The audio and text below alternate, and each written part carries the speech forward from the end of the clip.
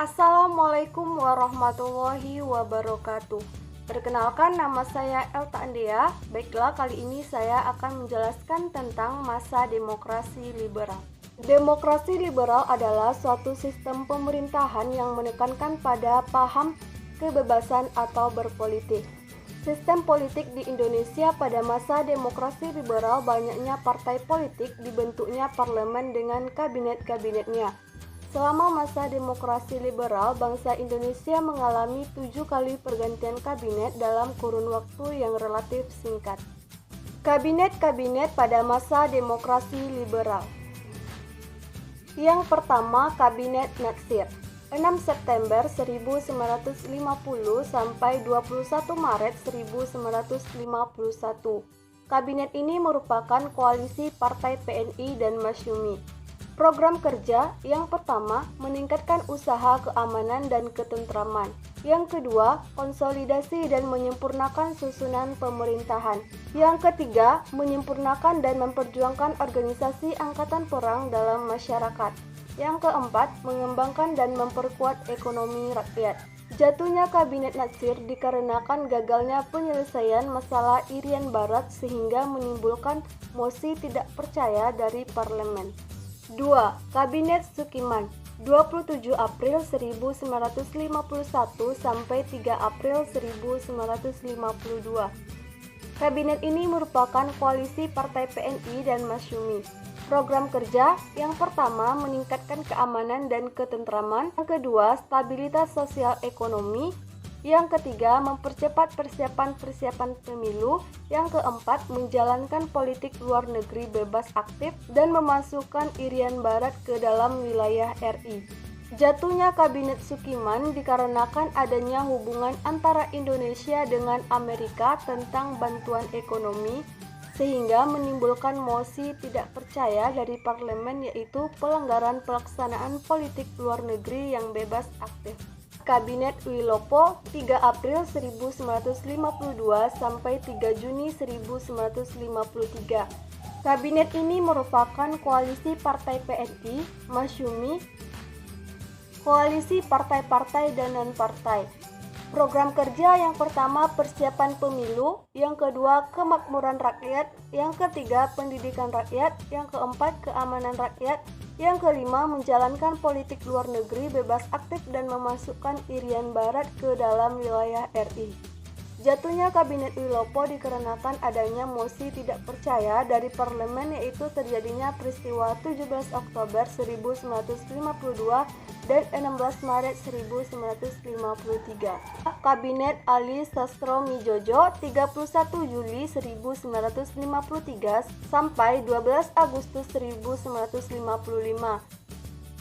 Kabinet ini merupakan koalisi Partai PNI dan NU. Program kerja yang pertama, persiapan pemilu. Yang kedua, kemakmuran rakyat. Yang ketiga, pendidikan rakyat. Yang keempat, keamanan rakyat. Jatuhnya Kabinet Ali I dikarenakan adanya kelanjutan peristiwa 17 Oktober 1952 dan krisis ekonomi yang makin memburuk, ditambah lagi pengunduran diri partai-partai koalisi dalam Kabinet Ali. Kelima, Kabinet Burhanuddin Haraha, 12 Agustus 1955 sampai 3 Maret 1956. Kabinet ini merupakan koalisi Partai Masyumi dan NU. Program kerja yang pertama, pelaksanaan pemilu. Yang kedua, pemberantasan korupsi. Jatuhnya Kabinet Burhanuddin dikarenakan adanya banyak mutasi dalam lingkungan pemerintahan yang mengakibatkan timbulnya ketidaktenangan. Yang keenam, Kabinet Ali Sastro-Midjojo II, 20 Maret 1956 sampai 4 Maret 1957. Kabinet ini merupakan koalisi Partai PNI, Masyumi, dan NU. Program kerja 5 tahun. Yang pertama, pengembalikan Irian Barat. Yang kedua, pembentukan daerah otonom dan DPRD. Yang ketiga, perbaikan nasib kaum buruh dan pegawai. Yang keempat, menyehatkan perimbangan keuangan negara. Yang kelima, mewujudkan perubahan ekonomi kolonial menjadi ekonomi nasional. Jatuhnya Kabinet Ali II dikarenakan adanya pergolakan sosial dan krisis ekonomi yang makin memburuk. Ditambah lagi pengunduran diri partai-partai koalisi dalam Kabinet Ali. Yang ketujuh, Kabinet Juanda, 9 April 1957 sampai 5 Juli 1959. Kabinet ini merupakan kabinet non-partai. Program kerja Pancakarya yang pertama membentuk Dewan Nasional. Yang kedua, normalisasi keadaan republik. Yang ketiga, melancarkan pelaksanaan pembatalan KMB. Yang keempat, perjuangan Irian Barat. Yang kelima, mempergiat pembangunan. Jatuhnya Kabinet Juanda dikarenakan adanya pergolakan sosial dan krisis ekonomi yang makin memburuk. Dikeluarkannya Dekret Presiden 5 Juli 1959. Sistem perekonomian Indonesia pada masa demokrasi liberal. Kondisi perekonomian yang memburuk diantaranya: yang pertama, beban hutang luar negeri yang ditanggungkan Indonesia setelah KMB. Yang kedua, politik keuangan yang dirancang di negara Belanda. Yang ketiga, kurangnya tenaga ahli yang dapat mengubah sistem ekonomi kolonial menjadi ekonomi nasional. Keempat, banyaknya pengeluaran biaya operasional untuk kestabilan keamanan. Yang kelima, defisit yang besar hingga mencapai 5,1 M. Yang keenam, ekspor Indonesia hanya bergantung pada hasil perkebunan. Yang ketujuh, jumlah pertumbuhan penduduk yang sangat besar. Usaha untuk memperbaiki perekonomian Indonesia. Yang pertama, Gunting Sarifuddin, pemotongan nilai mata uang atau sanering yang bernilai Rp2,50 ke atas hingga setengahnya. Yang kedua, program benteng usaha membentengi perekonomian Indonesia dari kekuatan pengusaha asing dengan memberikan bantuan modal dan dukungan mental kepada pengusaha pribumi. Yang ketiga, nasionalisasi The Javers Bank, merubah sistem operasional bank dan mereformasi struktur organisasi The Javers Bank.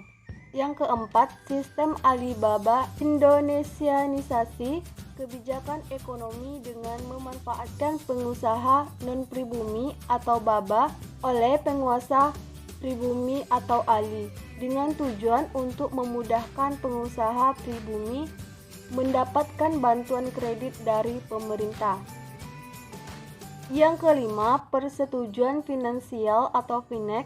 Yang keenam, rencana pembangunan 5 tahun atau RPLT. Yang ketujuh, musyawarah nasional pembangunan atau MUNAP. Akhir demokrasi liberal. Berakhirnya demokrasi liberal ditandai dengan keluarkannya Dekret Presiden 5 Juli 1959. Kegagalan konstituante menetapkan Undang-Undang Dasar membawa Indonesia ke tepi jurang kehancuran. Keadaan negara yang tidak begitu baik dan sejumlah pemberontakan menjadi bertambah gawat.